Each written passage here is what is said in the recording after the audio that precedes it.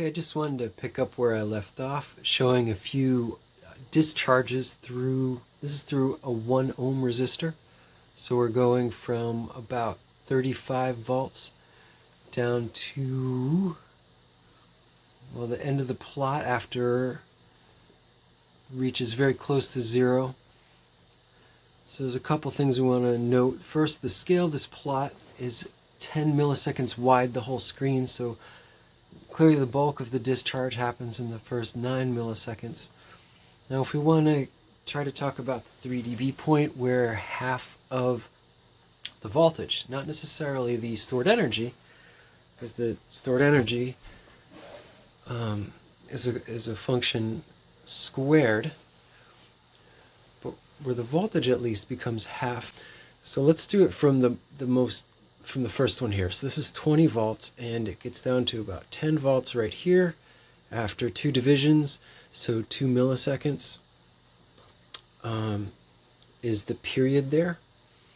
So that will tell us that frequencies that are attenuated, or that are at 500 hertz, from between, let's say, around 500 hertz. So if you go from roughly 250 to 500, then you're going to see the magnitude decay approximately by half. So let's look at some open circuit motor voltages. We'll go like this. Okay, this is one of my favorite things to do. Look at the open circuit voltage of the motors. So it's probably going by a little fast for the camera and screen combination, but I can certainly see we're hitting 20 volts peak to peak pretty easily. And then we go fast, maybe reaching 35 or 40. Let's slow down the trace a bunch. Yeah, this is a beautiful thing to see. This is the sinusoid. The sinusoidal power of one of the generators. So you can see it actually speed up in frequency and in magnitude. Now when we slow it way down, we can kind of see the individual bursts.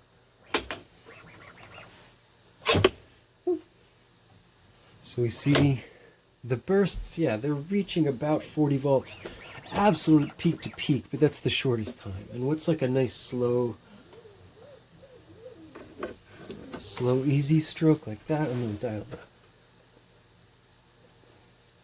scale down a little bit.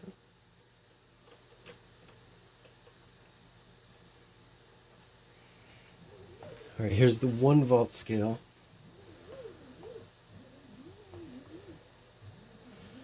So it's pretty difficult to make one that's, actually this is the 2 volt scale, to make one that's less than about 4 volts across.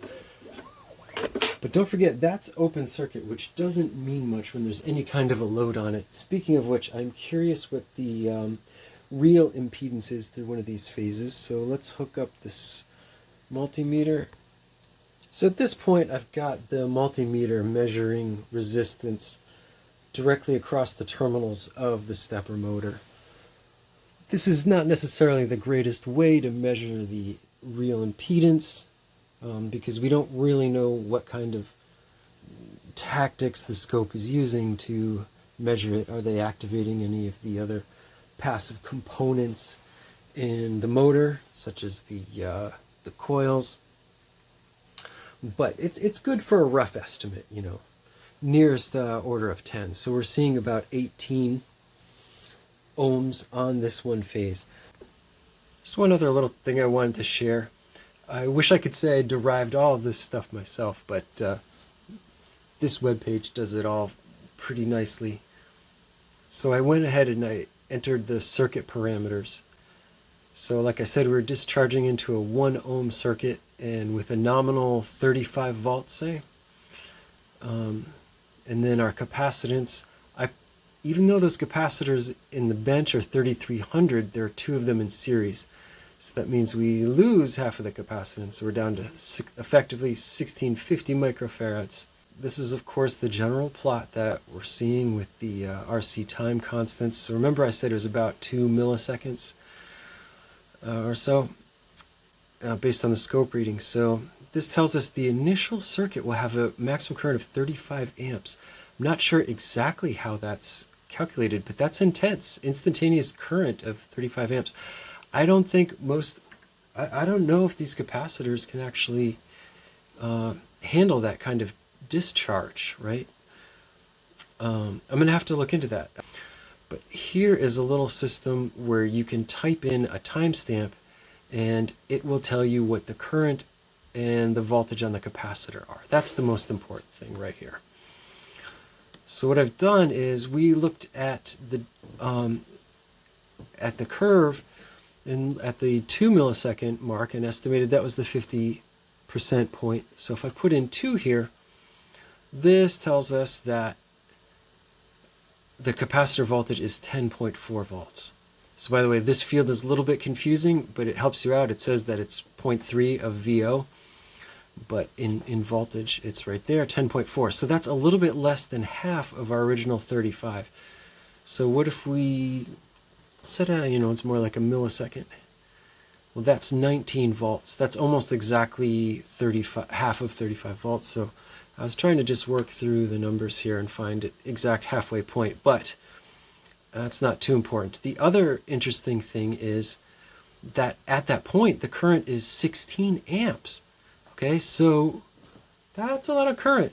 If you think about it, 35 amps is a lot of current, even though it was instantaneous. But here, a full millisecond later, we're still moving 16 amps.